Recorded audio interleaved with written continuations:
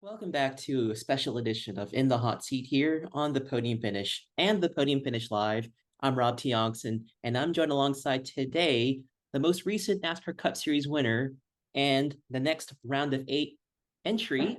That would be William Byron, driver of the number 24 Hendrick Motorsports Chevrolet Camaro ZL1, sponsored by Liberty University, sometimes sponsored by RaptorTough.com. He's got a lot of partners because he's been so good these last several years. And William, you also are the man who just won at Texas. So how are you doing today?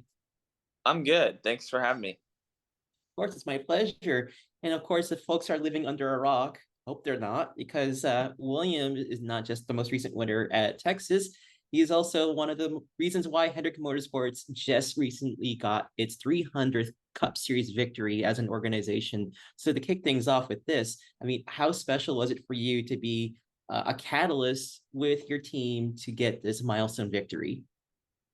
Yeah, it was really cool. It was definitely a big day on Sunday, and definitely one that we've been talking about for a while, I guess, since the season started, really. So, yeah, just thankful for everyone's support and everybody at Hendrick Motorsports, all the work and through the different shops. It's cool to see people there over the last day or so. Just be really excited. And it was exciting to see, to say the least, because it was not the most easiest way to get to victory. I know that it was a late race restart within the last 10 laps, and you pulled alongside Bubba Wallace. It was kind of a blink or dare to move out of the way kind of move, and you got it done. I mean, when you were in that moment at Texas, what was in your mind when you were trying to execute that pass? Yeah, there's really not a lot of thought to it. It's just it's all instinct decisions, and it's I didn't really remember doing I didn't really remember the restart till I watched it back after the race. So it yeah, it's crazy how you kind of process things in the moment, but yeah, it was just things seemed to work out, watching it back, just the way that I got the runoff turn two, and then Bubba, tried to cover the spot, and I just had enough of a nose in there where I was able to disrupt the air and make the pass.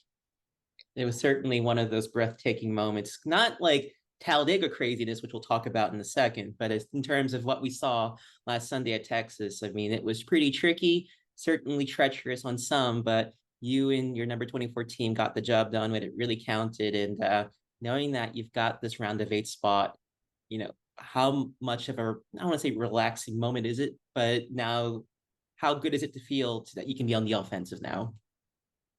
It feels good. I mean, I think that we still have a lot of goals to accomplish. I mean, we try to, for the next two races, just keep the momentum and try to I guess learn for next year too. Learn for these racetracks. So yeah, Charlotte is a really important race for me because that's my home race. So it'd be great to have a good run there and then move on from after that. And I love that because it's your hometown race, and certainly I'm sure you want to go and win at the Roval, knowing that it's in front of your friends and family. And like I asked Chris Buescher last week at Texas, do you certainly feel a little bit of pressure trying to get that job done? I do. I mean, I think usually that race weekend I just have friends and family out, and it seems like the last couple of years not as many people come to the race, but definitely still a lot of people. So it is it's really fun, and I enjoy racing at Charlotte. It's honestly one of my favorite tracks, so it makes it fun to go there, and I always feel like I try to give my best effort to get a good finish. And it's a pretty short commute for your team because your shop's literally like what 6 minutes away from the racetrack. So no pressure at all for Mr. H and your team. Yeah, no, it's good. I mean, when you get a chance to sleep in your own bed and wake up and drive to the track, and it really seems like a normal drive to work. So it's really fun.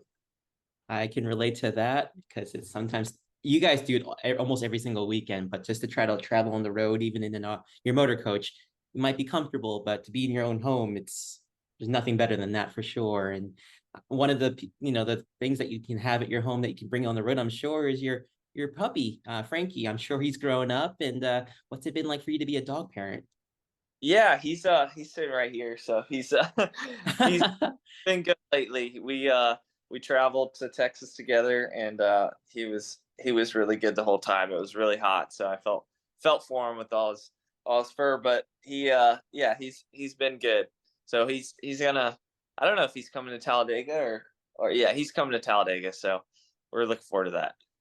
He should be your team mascot at this point because he brought you some luck at Texas and you're having a heck of a season. I mean, the 24 team in general, this is the most wins that this team has had since the 2007 season. So I'm not trying to put pressure on you. And I know you followed Hendrick Motorsports since you were a kid. Does that kind of moment dawn upon you? You're like, whoa, I'm having this kind of run right now.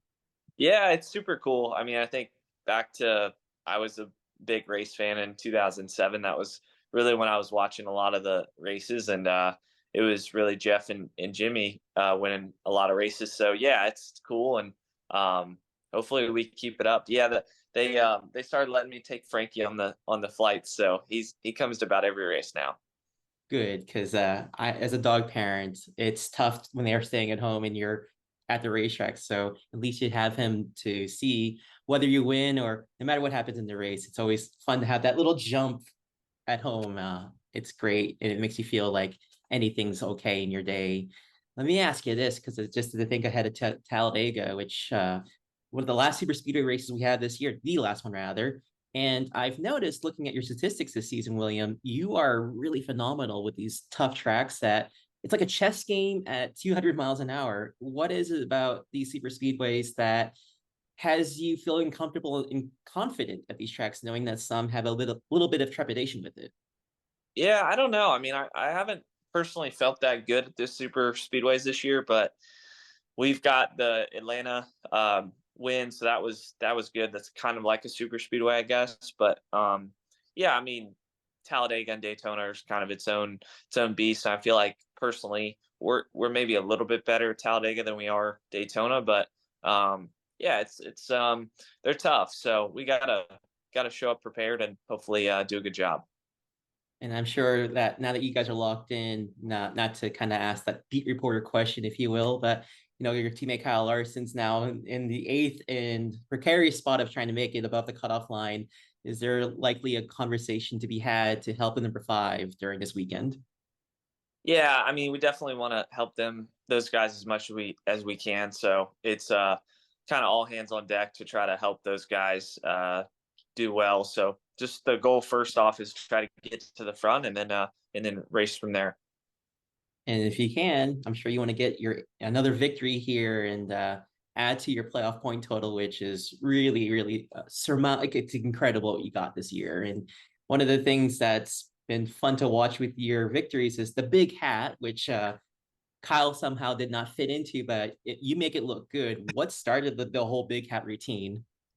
Really, it just started last year. I saw it on in a few other sports that were going on, and I just thought it was a cool idea. I thought it would be something that is unique and different than the normal victory lane. It's definitely taken on a meaning of its own when Mr. has it on in victory lane, and he's got his own big hats he wears in meetings and stuff. So I don't know. I think it's too late to go back, but yeah, it's cool. I think it definitely has its own meaning. I love the big hat. I hope it doesn't go away. When I saw Mr. H wear it in Victory Lane, I was just like, this is going to be internet meme territory, I think, just to see him with it on. So it was awesome to say the least. I did ask this in the presser, but just to kind of expand upon it, it's obvious that a good driver crew chief combination is part of the success that race teams need to have to win races and contend for championships. And I know that you and Rudy have worked together since the truck days in 2016 with KBM. When did you know that the two of you clicked right away? Like, was it a immediate clicking for you guys, or was it more of like a gradual relationship that y'all built together? A little bit of both. I think when we were at the racetrack in the truck series, it was pretty evident early at Atlanta that we had a lot of speed and we were really fast. And we blew an engine in that race. We were running second, and I think from there on we knew we knew we were really had we're capable of performing. But yeah, it started before then. We went to Buffalo Wild Wings and sat down, and we clicked right away. I had a choice of crew chiefs that year, and just Rudy and I clicked so well. So yeah, it really started there. Imagine that Buffalo Wild Wings is what catalyzed it. And is it a certain routine you guys try to have once in a while? Just kind of a off the beat question. Yeah, I mean, we don't really go hang out a bunch, but we talk on the phone. We try to once a week, and just make sure we're on the same page with personal things and things on the racetrack. So yeah. That's amazing. I never imagined that it could form there. So there you go, people. Buffalo Wild Wings. That's how you make success. Not being facetious when I say that, I'm being serious, of course. But I got a couple more questions for you, William, just to kind of get to the hot seat here, and I'm having a fun time with you. Let's just say that Sirius XM Radio approached you and said, "Hey, William, it's the off season. We need you to be on the air for about, a couple of hours in the afternoon. What kind of music would you be playing for the fans at home?" Oh, um, well, my music choice is like all over the board, but currently just listen to a lot of country music. So I would say probably that, or maybe some um oh, what do they call it? Like stop rock. I don't know, but Hmm. yeah, that would probably be it. That's an interesting mix. Is there like a certain artist or just the genre itself that you enjoy? Yeah, I mean, I'm all over the board, but I'd say like Chris Stapleton's probably one of my favorites right now. Yeah, he's got a really cool, distinct voice to say the least. So good choice for sure. My last question for you is kind of to put you in this esoteric position before we wrap things up. If you had the chance to talk to yourself back in, say, 2007, like you said, you were a big race fan, liking Jeff Gordon's efforts, Jimmy Johnson's efforts, and you get to talk to your younger self, what advice would you give to your younger William Byron self about what you've experienced as a driver and person these last several years? Um, I I think probably just don't put so much pressure on yourself when you're younger. I think just trying to learn is the most important thing, and just try to really take it all in and learn as much as you can. So the only way you learn is try to be comfortable and not feel all this pressure and anxiety. So yeah, that's probably what I would do. Just trusting the process. No doubt.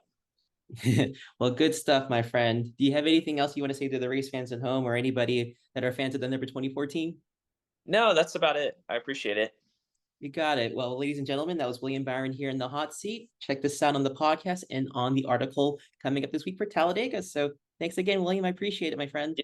Thank you. You have a good one. You too. Good luck, man. Thank you.